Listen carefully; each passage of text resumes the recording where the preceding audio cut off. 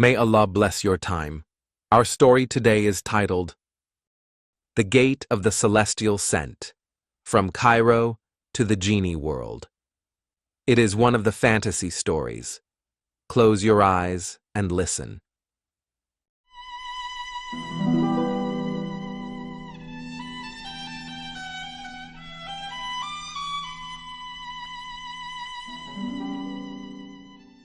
Once upon a time in a land far, far away, in the heart of the bustling city of Alexandria, where the cries of street vendors and the honking of cars mingled with tales of an ancient past, lived a young man named Elias. He was unlike other young men, possessing a peculiar passion for technology, seeing in it a hidden magic waiting to be discovered. He spent his nights awake before his computer screen, navigating lines of code like an adventurer traversing the paths of unknown forests. One night, while Elias was browsing an old archive of websites, a task he undertook as a small project on a freelance platform called Global Work, he stumbled upon a strange link. The link bore no clear name or understandable description, but was merely a series of enigmatic symbols resembling an ancient magical incantation. Curiosity overwhelmed Elias, and despite the warnings echoing in his mind about opening unknown links, an unseen force compelled him to click. The link took him to an exceedingly simple page, devoid of any modern images or designs. All the page contained was a large text box, beneath which was a single button with faded words, Manifest. Elias understood nothing, yet he felt a peculiar sensation, as if this place held a great secret. He tried in vain to search for information about this website or the mysterious words he found there. No relevant results appeared, as if this link existed outside the usual scope of the internet. Doubt began to creep into his heart. Perhaps this site was just a hoax or a page abandoned long ago. But Elias did not give up. He decided to try something. He remembered a picture he had been working on recently, a photo of a handsome man wearing an elegant suit. The client had requested some minor adjustments to the image, but Elias felt that something was missing. Suddenly, an idea sparked in his mind. He copied the image link and pasted it into the strange text box on the unknown website, then clicked the Manifest button. For a few moments, nothing happened. Elias felt disappointed and thought he had wasted his time. But suddenly, the text box began to flicker with a faint light, and a strange sound, like the whispers of ancient codes, echoed in his ears. It was a low, incomprehensible sound, but it carried within it an undeniable power and magic. Then everything fell silent. Elias looked at the original image on his computer, then back at the strange page. No visible change had occurred. But when he returned to the original image again, he was struck with surprise. The man in the picture was no longer wearing the elegant suit he had on moments before. Now, he was adorned in a luxurious robe embroidered with gold, as if he had stepped out of the tales of the Arabian Nights. Behind him, the simple office background had vanished, replaced by a sprawling green oasis under a sky studded with stars. Elias could not comprehend what he was seeing. Was this a dream? Was he going mad? He tried refreshing the original image page, but the change remained. The picture before him was no longer just a picture. It was an open window to another world, a world of fantasy and magic. Elias realized at that moment that he had not just stumbled upon a strange website. He had discovered something great, something that could change his life and the lives of many others forever. But he did not yet know that this discovery would lead him into an adventure he could never have imagined. An adventure full of secrets, challenges, and hidden dangers lurking behind the veil of reality.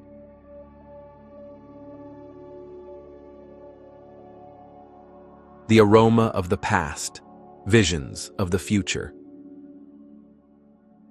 In the dim light of the lamp illuminating his small shop in the late hours of the night, Elias sat examining the drawing and ancient script he had found in the old manuscript.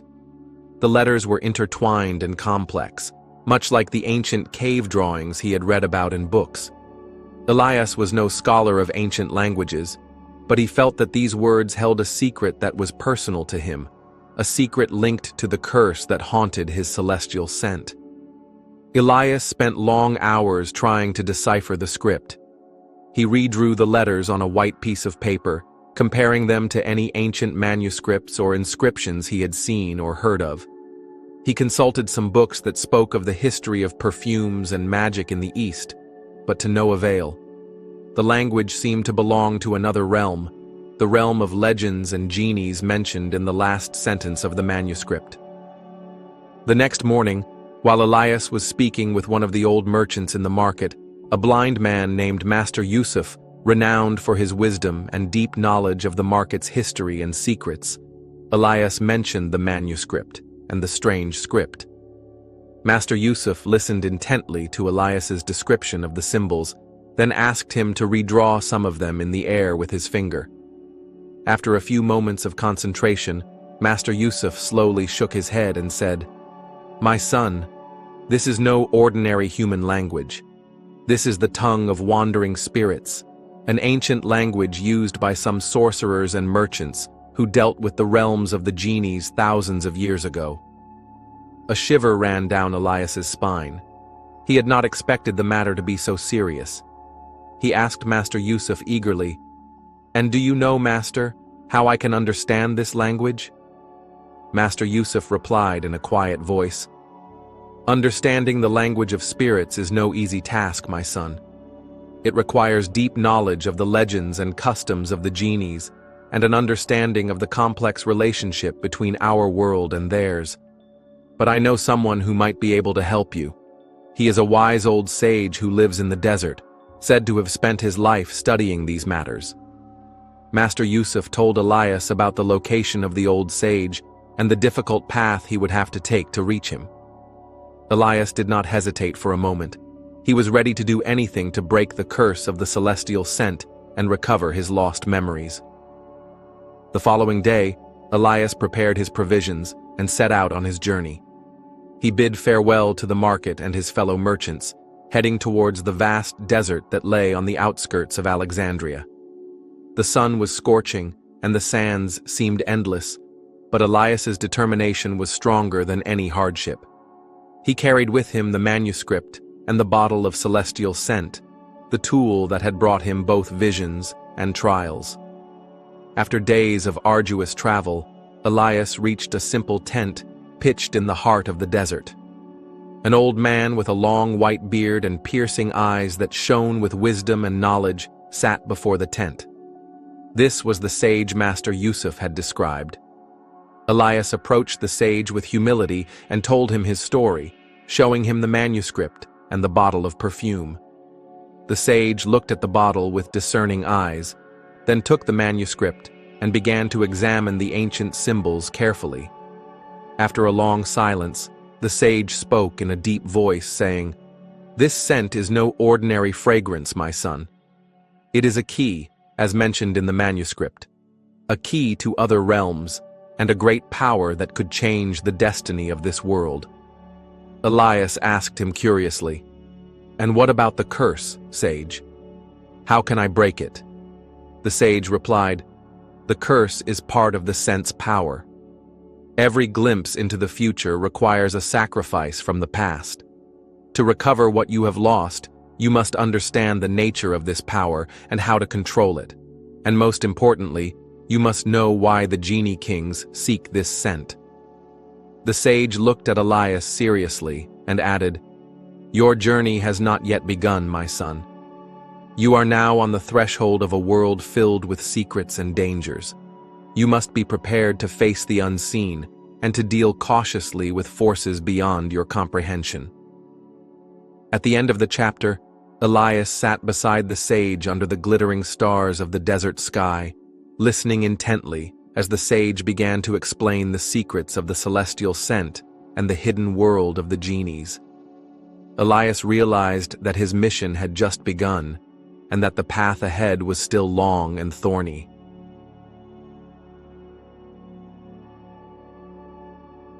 Tales of the Genies and the winds of the past. The old sage began to speak, his eyes gazing at the glittering stars in the clear night sky. "My son, this scent does not belong to our world alone. It is the product of the intertwining of the genie and human realms, a story that began thousands of years ago when communication between the two worlds was easier and more frequent."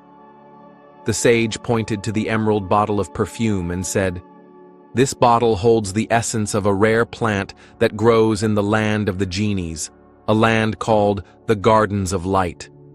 This plant only sprouts in places where the energy of the two worlds meets, and it possesses unique properties that grant anyone who inhales its fragrance the ability to see the threads of future time." The sage continued, "But this ability is not free. The law of nature in the genie realms demands balance.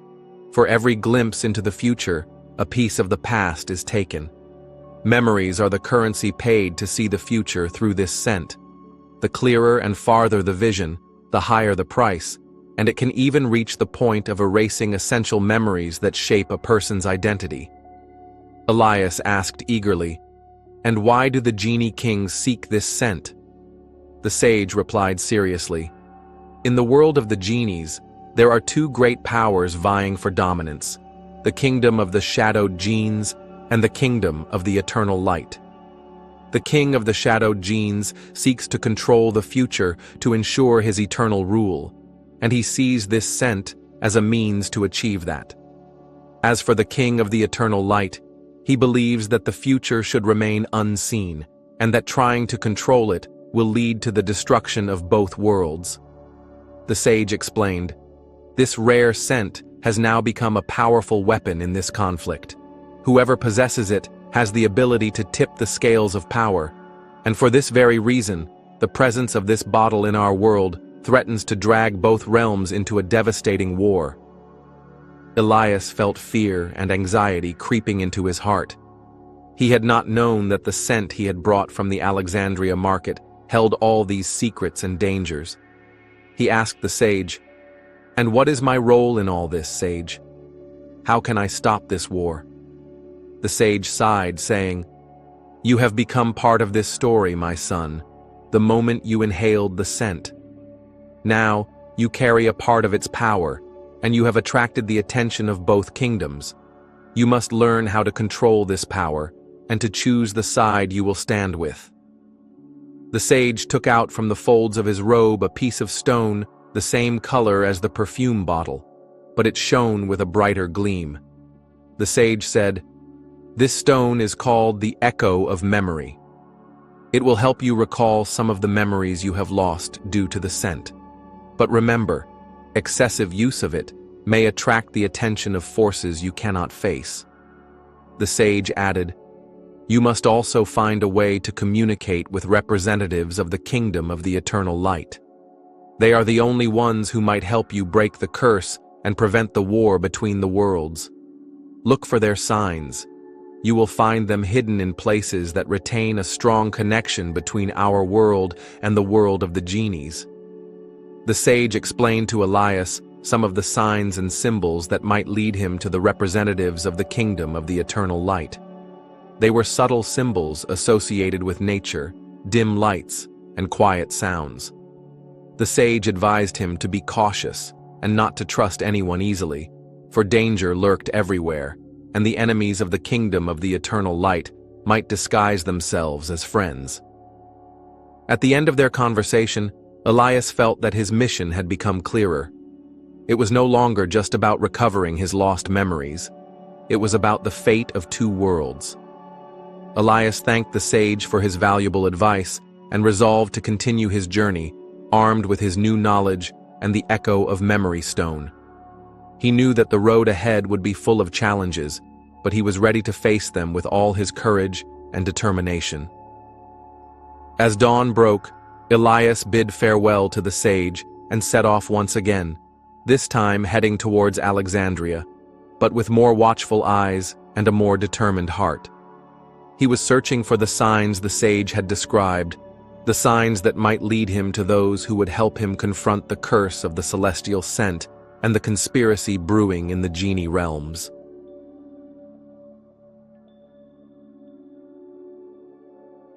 Whispers of the Old City and Shadows of Doubt.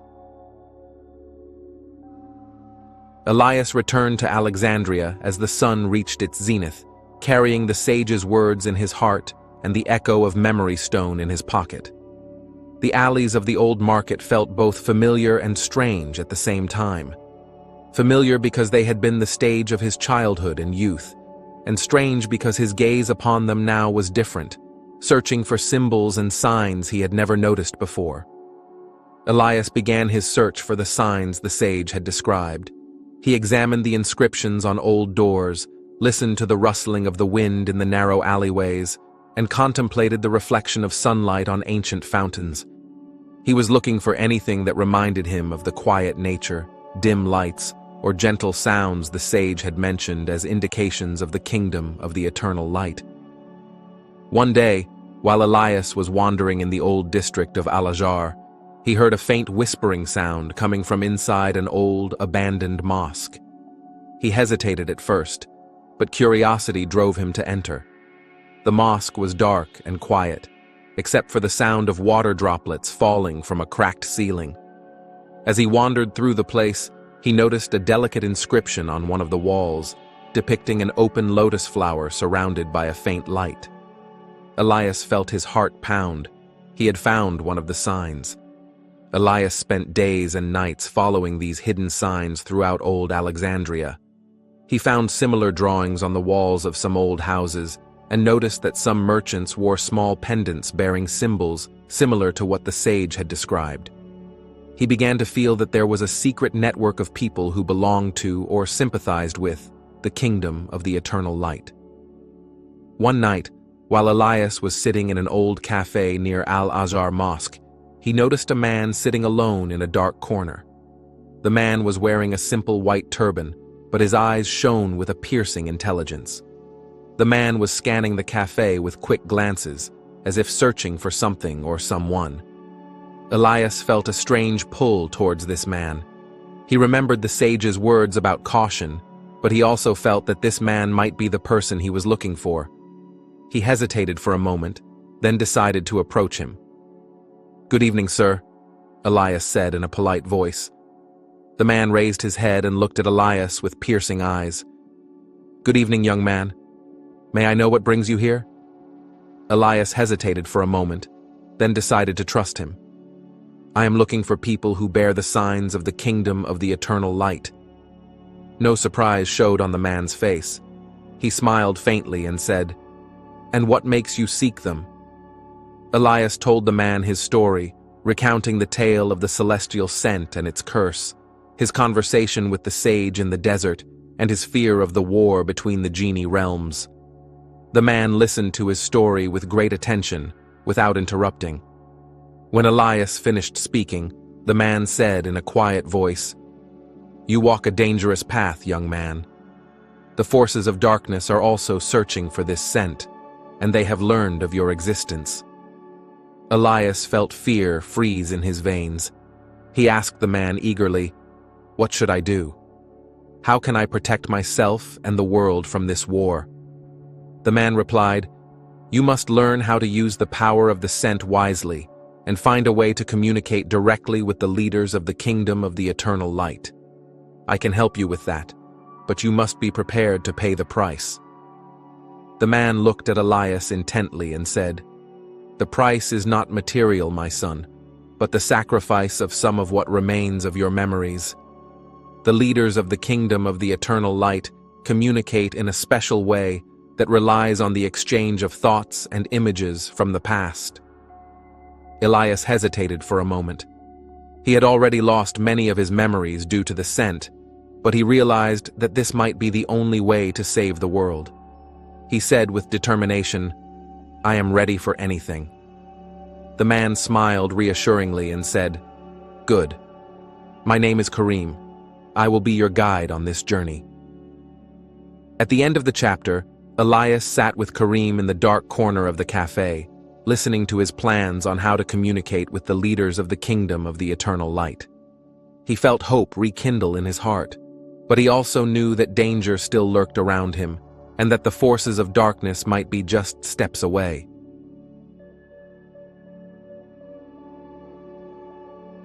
The mirror of memories and messages of faint light. Karim took Elias to a quiet and secluded place on the outskirts of Alexandria, an old garden hidden behind the walls of a derelict mosque.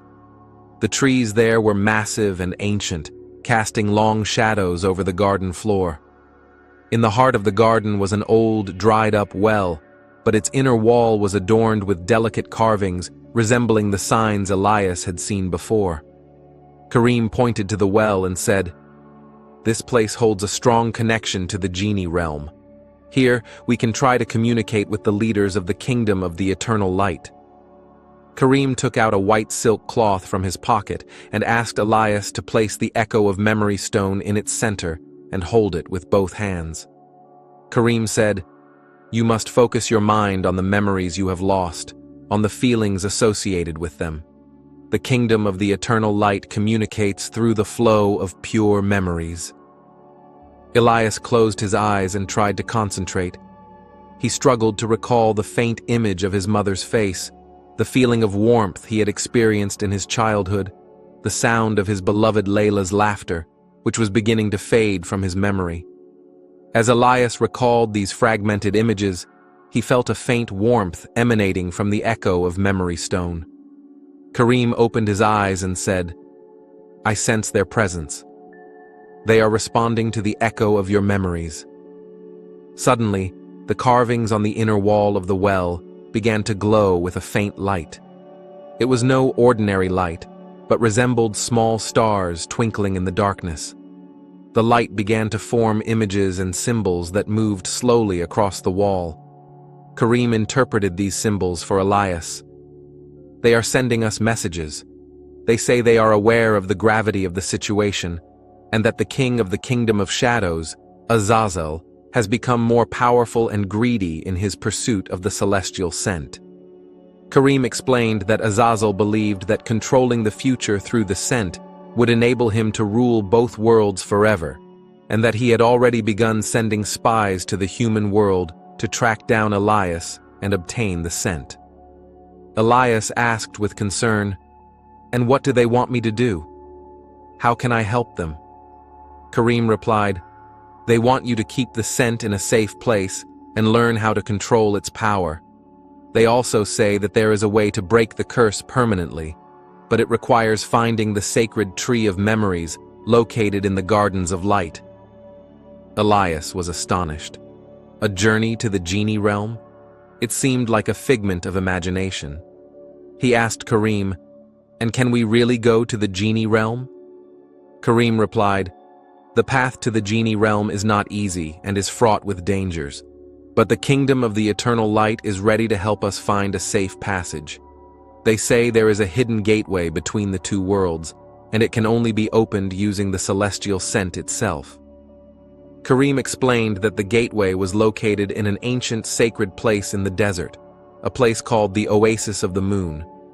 They had to travel there and protect the scent from any attempt to steal it, so they could use it to open the gateway and reach the gardens of light. While they were talking, Elias felt an aura of darkness descend upon the place. The trees began to shake slightly, and he heard the sound of faint, incomprehensible whispers. Karim said with fear, "They are here. Azazel's spies have arrived." Karim grabbed Elias's arm quickly and said, "We must leave here now. We have no time to waste."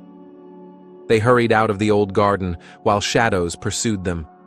Elias realized that danger was imminent, and that they were in a race against time to protect the celestial scent and prevent the outbreak of war between the two worlds. Their journey had just begun, and adventures and horrors awaited them on the road to the Oasis of the Moon. Sands of the Desert and Secrets of the Lunar Gate. Elias and Karim set off across the vast sands of the desert, leaving behind the tangled shadows of Alexandria. The sun was scorching during the day, and the night's cold was biting, but their determination was stronger than the harshness of nature. Karim knew the desert paths well, having spent many years traveling between oases and tribes, carrying secrets and messages unknown to many. During their journey, Karim told Elias tales of the genie world, of the beauty and magic of the gardens of light, and of the cruelty and darkness of the kingdom of shadows. He told him about the eternal struggle between good and evil in both worlds, and how the celestial scent had become a crucial turning point in this conflict. Elias learned that Karim had been connected to the kingdom of the eternal light for a long time, and that he had been tasked with protecting anyone who possessed or sought the celestial scent with good intentions.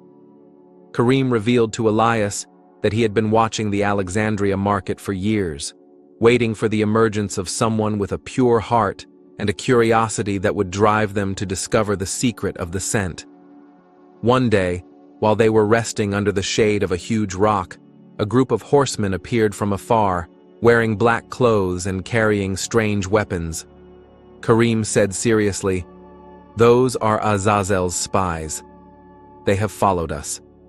Elias and Karim prepared to face them. They were not warriors, but they were determined to protect the scent. Karim used some ancient incantations he had learned from the kingdom of the eternal light, which caused a light sandstorm to rise, temporarily obscuring the vision of the horsemen. Elias and Karim used this opportunity to flee and hide among the sand dunes. The chase continued for several days, with Azazel's spies relentlessly pursuing them. During this time, Elias learned a lot about the art of survival in the desert and how to use nature to his advantage. He also began to understand the power of the celestial scent better. Sometimes, when he inhaled its faint aroma, he felt quick flashes of the dangers lurking around them. Finally, after a grueling and exhausting journey, towering palm trees and a small lake shimmering under the sunlight began to appear before them in the distance. This was the oasis of the moon.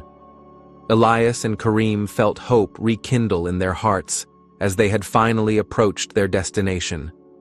When they reached the heart of the oasis, they found a quiet and sacred place, an ancient well surrounded by a circle of stones carved with strange symbols.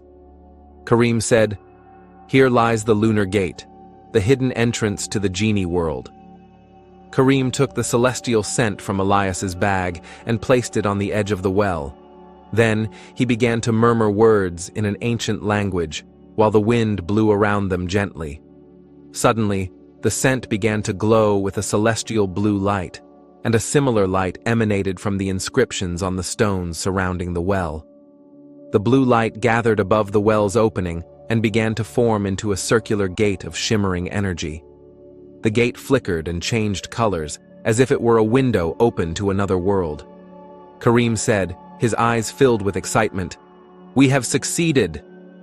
This is the gate to the gardens of light." While Elias looked at the gate in amazement, he heard a rough voice coming from behind the palm trees. A larger group of Azazel's spies suddenly appeared, led by a huge knight wearing shining black armor. The knight shouted in a booming voice, "It is over, fool! The celestial scent will be ours." At the end of the chapter, Elias and Karim stood before the glowing lunar gate, with an army of shadowed jinn's spies behind them, preparing to attack.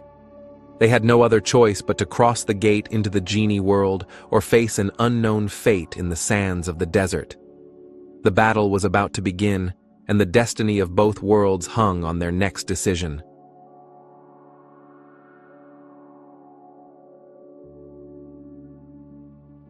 Across the gate to the gardens of light. Elias and Karim had no choice but to confront Azazel's spies. Karim muttered protective incantations, while Elias held the bottle of celestial scent tightly, feeling its latent power. The Black Knight advanced towards them, his gleaming sword raised in the air. "You will not escape me with the scent!" the knight roared, his voice echoing through the oasis. Before the knight and his soldiers could reach them, Karim took a deep breath and raised his hands towards the glowing lunar gate. He began to chant a powerful spell, and the blue light emanating from the gate intensified. The ground beneath their feet began to tremble, and Elias felt a magical force pulling him towards the well. "Come on, Elias! We must cross now," Karim shouted, gently pushing Elias towards the gate. Elias hesitated for a moment, looking at the black knights who were rapidly approaching, then back at the shimmering gate that seemed to promise a different world. He took a deep breath and jumped through the gate, followed by Karim at the last moment before the Black Knight reached them. Elias felt a lightheadedness as he crossed the gate, then found himself in a place unlike any he had ever seen. The atmosphere was filled with bright light, but it was a warm and comforting light, not dazzling. The trees glowed from within with different colors, and flowers bloomed in forms he had never seen in the human world. This was the Gardens of Light. Luminous beings with transparent wings, who seemed like benevolent angels, greeted them. They took them to an even more beautiful place in the garden, where a huge tree stood, glowing with the colors of the rainbow. This was the sacred tree of memories.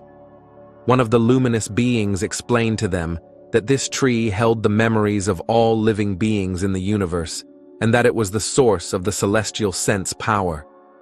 To break the curse and restore Elias's lost memories, he had to touch the trunk of the tree with a pure heart and a sincere intention.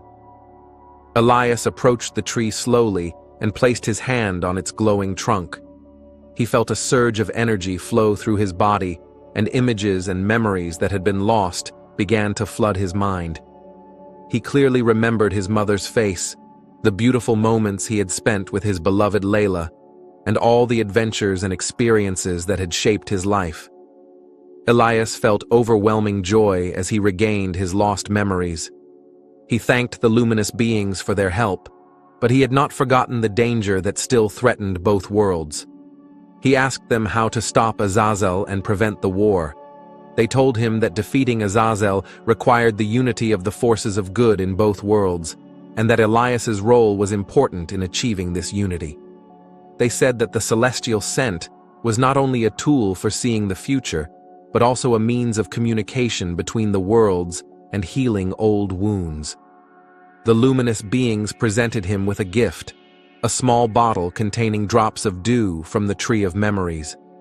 They said that this dew could help him recover any memories he might lose in the future, and that it also carried the power of healing and peace.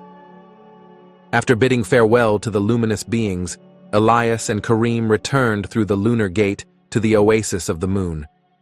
Azazel's spies were not waiting for them this time. They had retreated after they disappeared through the gate. Elias decided to return to Alexandria, but this time he was no ordinary perfume merchant. He carried with him the secrets of the genie world, the power of the celestial scent, and the dew of the Tree of Memories. He knew that his mission was not over yet, and that he had to use these powers wisely to protect his world and prevent the war. Elias returned to the Alexandria market, but he was no longer seeking wealth or fame. He was looking for ways to spread peace and understanding between the human world and the world of the genies. He began to tell his stories to the people, stories about the beauty and magic found in the hidden world, and about the importance of cooperation and tolerance.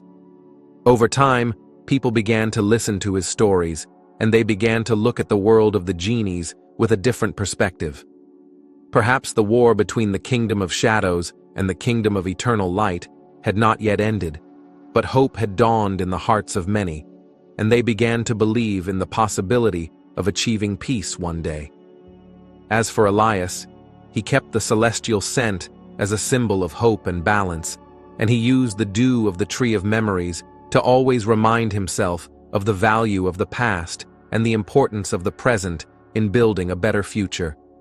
And so, the wandering perfume merchant became a guardian of hidden worlds and a hero known to few, but his actions left an eternal mark on the history of both the human world and the world of the genies.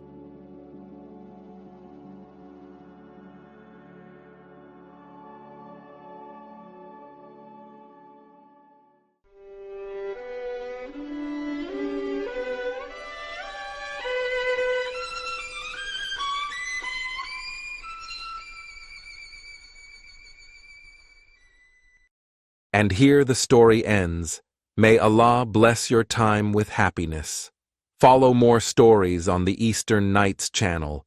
If you like the story, don't forget to like and subscribe to the channel to receive all new updates, and let us know your opinion in the comments.